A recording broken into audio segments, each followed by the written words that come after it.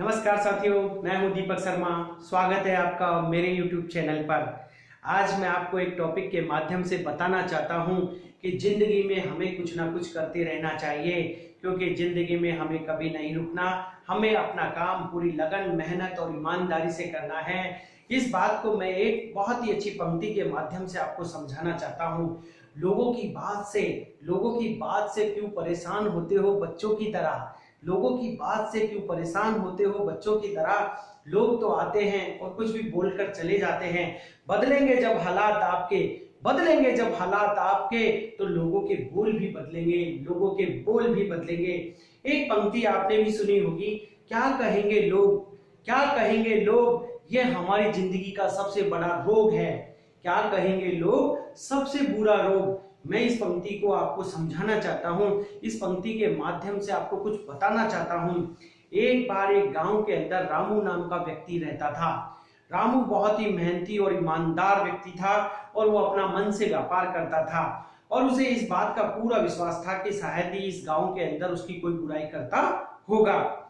एक दिन रामू जब अपने दुकान से, अपने प्रतिष्ठान से घर की तरफ जा रहा था, अंधेरा हो चुका था। अंधेरे में कुछ चार लोग बातें कर रहे थे, उसमें रामू का नाम आ रहा था। रामू ने जैसे ही सुना कि शायद ये चार लोग मेरी तारीफ कर रहे होंगे, रामू पास में ही एक दीवार थी, उस दीवार के पीछे छुप जाता है, उन चार लोगों की बात को सुनने का प्रयास करता है। तो रामू, जो कि पहले से ही सोच रहा था कि शायद ये चार लोग मेरी तारीफ कर रहे होंगे, लेकिन वहां तो कुछ उसके कानों ने उल्टा ही सुना।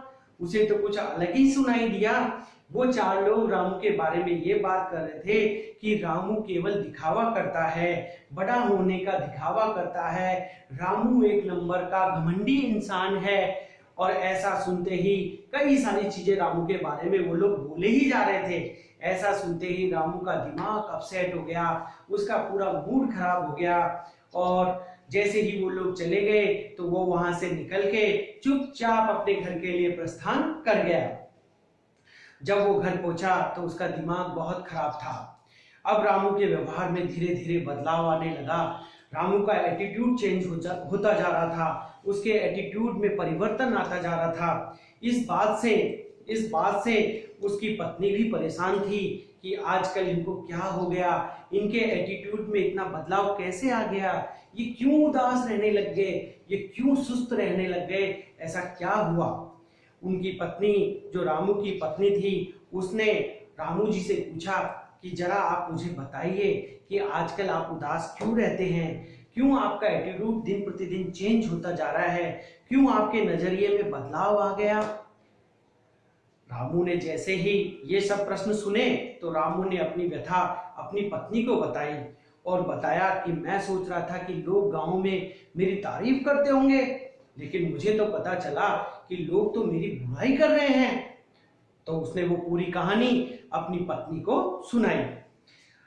रामू की पत्नी ने जब ये बात सुनी, जब ये व्यथा सुनी रामू के मुंह से, तो उन्होंने अपने पति को एक सुझाव दिया कि गांव में हमारे एक बहुत ही बड़े संत महात्मा जी अभी कुछ दिनों से आए हैं और उनकी कुटिया हमारे गांव के बाहर है। तो मैं चाहती हूं कि आप उन संत महात्मा जी के पास जाएं और उनसे कुछ बात करें, तो हो सकता है कि आपको अच्छा लगे। रामू ने अपनी पत्नी की बात मान ली और वो दूसरे दिन ही उस संत महात्मा जी की कुटिया पर चले गए। संत महात्मा की कुटिया गांव के बिल्कुल बाहर एक तालाब के किनारे पर थी। तालाब के किनारे पर थी संत महात्मा की कुटिया। संत महात्मा से रामू जी ने जैसे ही बात करी तो रामू जी ने अपना सारा दुख प्रकट किया महात्मा जी के पास। महात्मा जी को पूरी कहानी सुनाई कि मेरे बारे में ऐसा गांव के लोग बोलते हैं। महात्मा जी ने रामू की पूरी बात सुनी और लेकिन कोई जवाब नहीं दिया और उन्होंने कहा कि आज रात को आपको यहीं रुकना है, आप यहाँ रुक जाइए, कल चले जाना। रामू ने महात्मा जी की बात मान ली और रामू वहां रुकने के लिए तैयार हो गया। रात का समय प्रारंभ हुआ और अचानक जैसे ही रामू ने सोने का प्रयास किया तो जो कि तालाब के किनारे उसकी कुटिया थी महात्मा जी की, उस तालाब में से मेंढकों की आवाज आने लगी, टर टर। बहुत जोर जोर से आवाज आने लगी, टर टर। अब रामू को नींद नहीं आ रही थी। रामू ने महात्मा जी से बोला कि महात्मा जी, इस तालाब में तो हजारों मेंढक है जो कि टर टर की आवाज कर रहे हैं, आपको नींद कैसे आती है? हम यहाँ कैसे सो सकते हैं? महात्मा जी ने कहा, बिल्कुल सही कहा आपने, तो फिर क्या करें, आप मेरे लिए क्या कर सकते हो? तो रामू ने कहा कि मैं कल गांव जाकर 150 मजदूर लेकर आऊंगा और इन हजारों मेंढकों को इस तालाब में से बाहर निकाल के फेंक देंगे, जिससे फिर आप चैन की नींद सो सकते हो, आराम से सो सकते हो। तो महात्मा जी ने कहा, ठीक है, आप कल लेकर आ जाना। अब दूसरे दिन जैसे ही सुबह हुई, रामू तुरंत गांव में गया और वहां से 100 मजदूरों को लेकर आ गया। अब उन मजदूरों ने उस तालाब में से मेंढक निकालने के लिए बहुत बड़ा जाल फेंका, बहुत बड़ा। लेकिन बहुत प्रयास करने के बाद उस तालाब के अंदर से केवल 40-50 मेंढक ही निकले, केवल 40-50 मेंढक ही निकले। ये बात रामू ने महात्मा जी को बताई कि महात्मा जी, आप तो कह रहे थे रात को कि इसमें तो हजारों मेंढक है, लेकिन इसमें से तो केवल 40-50 मेंढक ही निकले हैं। महात्मा जी ने कहा कि बिल्कुल ठीक कहा आपने, बिल्कुल ठीक कहा आपने। इस तालाब के अंदर केवल ये 40-50 मेंढक ही थे जो कि इतनी जोर जोर से टर टर की आवाज कर रहे थे, टर टर की आवाज कर रहे थे। और तुम्हें लगा कि इस तालाब में हजारों मेंढक है, और तुम्हें क्या लगा, इस तालाब में हजारों मेंढक है। इस तालाब में हजारों मेंढक नहीं है रामू, इस तालाब में हजारों मेंढक नहीं है, केवल ये 40-50 मेंढक ही इतनी जोर से आवाज कर रहे थे और तुम्हें लग रहा था कि हजारों मेंढक इस तालाब में टर टर की आवाज कर रहे हैं।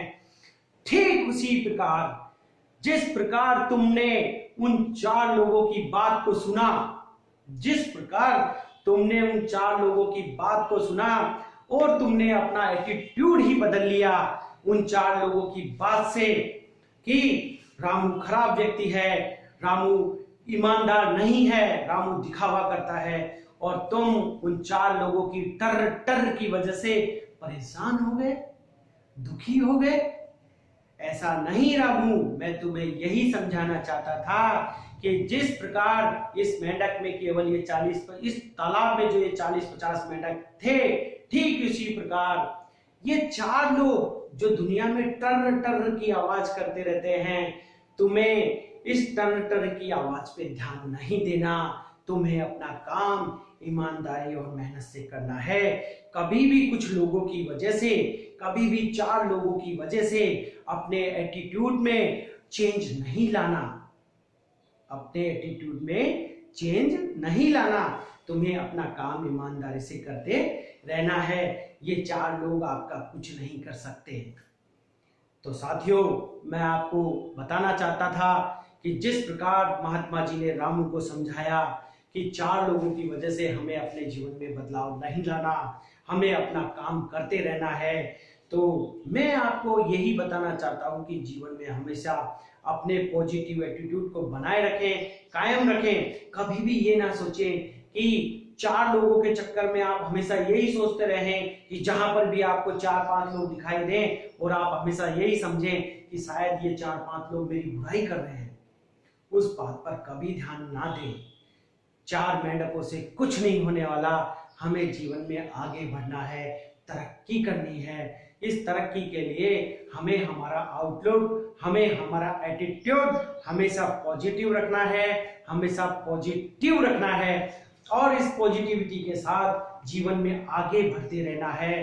तो साथियों, मैं इस पंक्ति के माध्यम से यही कहना चाहता था कि क्या कहेंगे लोग, सबसे बुरा रोग, क्या कहेंगे लोग, सबसे बुरा रोग। जो चीज आपको चैलेंज करती है, जो चीज आपको चैलेंज करती है, वही चीज आपको चेंज करती है, वही चीज आपको चेंज करती है। अगर आपको मेरा यह वीडियो पसंद आए तो जरूर लाइक करना, शेयर करना, सब्सक्राइब करना, और जिसको भी आप चाहते हो उसको ये वीडियो जरूर आगे फॉरवर्ड करना, जिस तरीके से आपको फायदा हो वैसे ही औरों को भी फायदा होना चाहिए। स्वागत है आपका दीपक शर्मा के YouTube चैनल पर। इसी तरीके से आप मुझे अपना प्यार देते रहिए, सपोर्ट करते रहिए। वादा है मेरा आपसे, मैं जरूर आपके लिए कुछ करके दिखाऊंगा, कुछ करके दिखाऊंगा। साथियों, माय डियर फ्रेंड्स, नमस्कार।